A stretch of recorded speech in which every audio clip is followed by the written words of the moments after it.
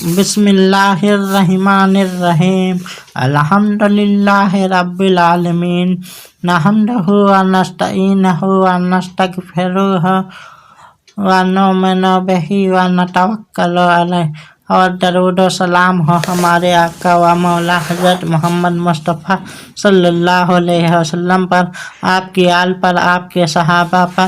اے مومنوں اور مومنات، آج کا خطبہ ایک ایسے موضوع پر ہے جو ایمان کی روح، دین کی جان اور قرآن حکیم کا صاف پیغام ہے، محبت اہل بیت۔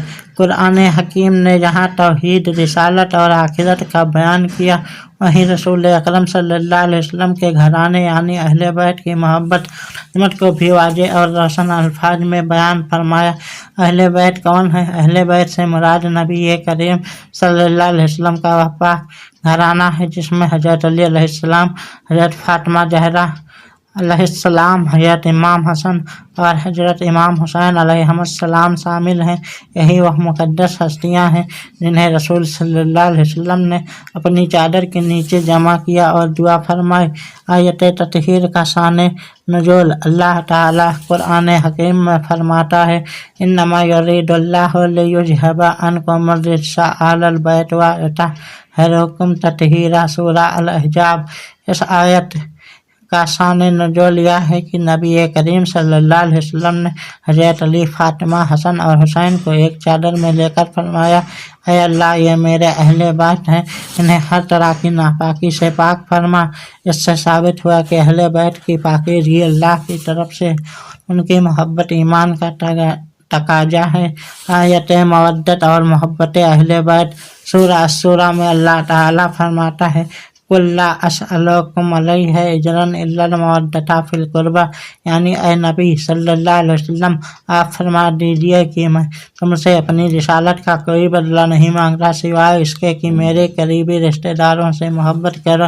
علماء تفسیر بیان کرتے ہیں کہ یہاں قربہ سے مراد اہل بیت ہیں۔ یہ آیت واضح دلیل ہے کہ اہل بیت کی محبت کوئی اختیاری عمل نہیں بلکہ قرآنی حکم ہے۔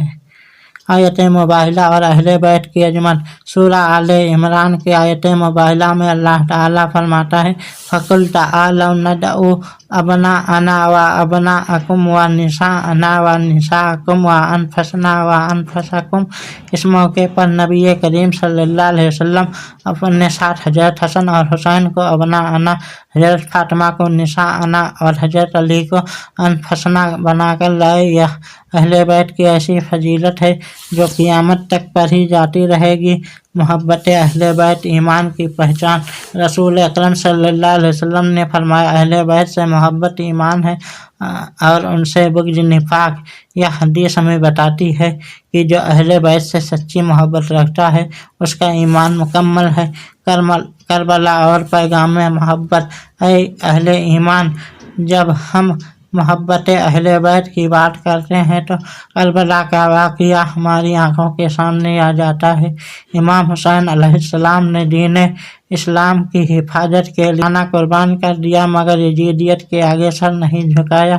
یہ قربانی قرآن کے اس پیغام کی تفسیر ہے جو حق کے ساتھ کھڑے ہونے کی تعلیم دیتا ہے۔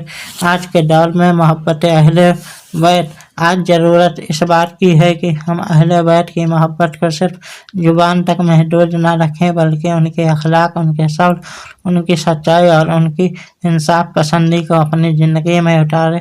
یہی قرآن حکیم کی اصلی تعلیم ہے۔ آئیے اس خطبے کے آخر میں اللہ تعالیٰ سے دعا کریں، اے اللہ، ہمیں نبی صلی اللہ علیہ وسلم کی سچی اطاعت، اہل بیت کی سچی محبت عطا فرما، ہمارے دلوں کو ان کے نقش قدم پر چلنے کی توفیق دے، ہمیں قرآن حکیم کا سچا فہم اور اس پر عمل کرنے والا بنا۔ وآخر دعوانا ان الحمد للہ رب العالمین۔